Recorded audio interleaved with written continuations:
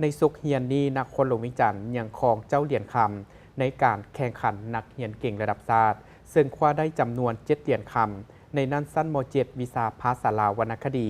ที่1แมนมส.หอมสวรรค์ส่วนวิชาคณิตศาสตร์ที่1แมนมส.เวียงจันทร์ในศกปี 2024-2025 นี้นครหลวงเวียงจันทร์ยังสามารถรักษามนต์เสื้อนักเรียนเก่งระดับชาติได้ไว้เป็นอย่างดีซึ่งทะลุเป้าหมายถึง11เหรียญในนั้นได้เหรียญคำถึง7เหรียญในจำนวน8เหรียญคำทั่วประเทศส่วนในศกเฮียน 2023-2024 ผ่านมานครหลวงเวียงจันทร์สามารถยัดได้6เหรียญคำและ1เหรียญเงินรวม7เหรียญพิธีสรุปการสอบเสียงนักเรียนเก่งระดับชาติชั้นมัธยมศึกษาจัดขึ้นในวันที่ 10 เมษายน 2025 ที่นครหลวงเวียงจันทร์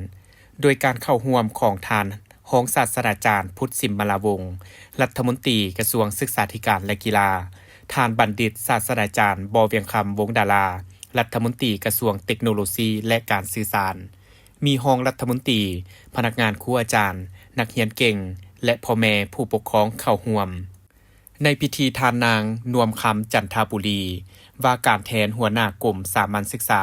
ได้รายงานว่าการสอบเสียงนักเรียนเก่งในศกเฮียน 2024-2025 จัดขึ้นในระหว่างวันที่ 7-10 เมษายน 2025 ซึ่งได้คัดเลือกเอานักเรียนเก่งชั้นมัธยมศึกษาผู้ที่สอบเสียงได้อันดับที่ 1 และ 2 ระดับแขวงจำนวน 228 คนหญิง 162 คนในนั้นชั้นม.4 จำนวน 144 คนและชั้นม.7 จำนวน 144 คนในนั้นสามเณร5 องค์พระ1 องค์โดยสอบเสียง4วิชาคือคณิตศาสตร์ภาษาลาววรรณคดีฟิสิกส์ศาสตร์และวิชาเคมีศาสตร์ผลการแข่งขันชั้นม.4 วิชาภาษาลาววรรณคดีอันดับที่ 1 ได้แก่นางสุวรรณคำพิมพ์มสอนจากโรงเรียนมส.สนพลนครหลวงเวียงจันทร์ที่ 2 นางสุริยาป่านมณีจากมส.พรสวรรค์แขวงเสียงขวงที่ 3 นางทิพย์เกษรไสยะปัญญาจากมส.สาธิตสวรรณเขตส่วนวิชาคณิตศาสตร์ที่ 1 ท้าวเอกสันหมื่นดวงจากมส.พรสวรรค์แห่งชาตินครหลวงเวียงจันทร์ที่ 2 นางศรีประไพโอไซจากม.ต้นปากสันใหม่แขวงบริคำไซที่ 3 ท้าวไซประเสริฐนกษามาจากมส.ปรารถนานครหลวงเวียงจันทร์วิชาฟิสิกส์ศาสตร์ที่ 1 นางลินดาพงสวรรค์จากโรงเรียนมส.พรสวรรค์แห่งชาตินครหลวงเวียงจันทร์ที่ 2 นางมินีพันธกรแขวงอุดมไซที่ 3 ท้าวเพชรสมรพุทธวงศ์มส.ลาวเวียดนามแขวงสวรรณเขตวิชาเคมีศาสตร์ที่ 1 นางอ่อนนภาคำมณีจันทร์มส.พรสวรรค์แขวงเสียงขวงที่ 2 นางสุริตาพรหมมหาไซมส.สินไซนครหลวงเวียงจันทร์ที่ 3 นางนุชจิลาบุญญาวงศ์มส.พรสวรรค์แขวงสวรรณเขตส่วนชั้นม.7 วิชาภาษาลาววรรณคดีที่ 1 ท้าวดอลลาร์พรหมวงศา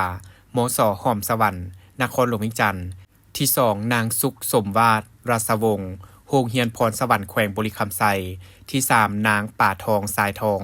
มส.สีธานาไซแขวงบริคำไซวิชาคณิตศาสตร์ที่ 1 นางสุขพันษาพรหมลังสีมส.เวียงจันทร์นครหลวงเวียงจันทร์ที่ 2 ท้าวบงวือจูมามส.พรสวรรค์แห่งชาตินครหลวงเวียงจันทร์ที่ 3 นางปาวีนาศรีประเสริฐมส.หัวเสียวแขวงจำปาสักวิชาฟิสิกส์ศาสตร์ที่ 1 นางนิวันนาวาพรหมวงศ์มส.ปรารถนานครหลวงเวียงจันทร์ที่ 2 นางอาริสาวงศ์ภูธรมส.หัวเสียวแขวงจำปาสักที่ 3 ท้าวดาสัวลือย่างโรงเรียนพรสวรรค์แขวงบริคำไซวิชาเคมีศาสตร์ที่ 1 ท้าวพิรพลพลเสนามส.ปรารถนานครหลวงเวียงจันทร์ที่ 2 ท้าวเยอวือมส.วังเหือแขวงเวียงจันทร์ที่ 3 ท้าวใจทรง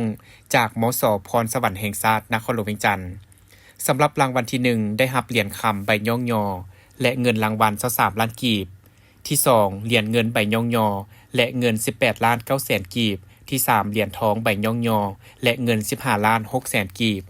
ส่วนผลการแข่งขันถามตอบวิทยาศาสตร์ที่ 1 จากนครหลวงเวียงจันทร์ได้รับขันชนะเลิศและเงิน11ล้าน1แสนกีบที่ 2 จากแขวงอุดมไซได้รับเงิน7ล้าน8แสนกีบและที่ 3 จากแขวงจำปาสักได้รับเงิน4ล้าน6แสนกีบจากนี้ในพิธียังได้มีการมอบรับการสนับสนุนทางภาครัฐและเอกชนจำนวน32ภาคส่วนรวมมูลค่า 1.4 ตื้อกีบ และเพื่อเป็นการแสดงความสมเสยและฮู้บุญคุณทางกระทรวงศึกษาธิการและกีฬายังได้มอบใบเกียรติคุณให้แก่ภาคส่วนที่เกี่ยวข้องที่ได้ประกอบส่วนเข้าในการสนับสนุนและมอบใบยั่งยืนให้ครูนำพานักเรียนที่เข้าร่วมการสอบเสียงนักเรียนเก่งระดับชาติในครั้งนี้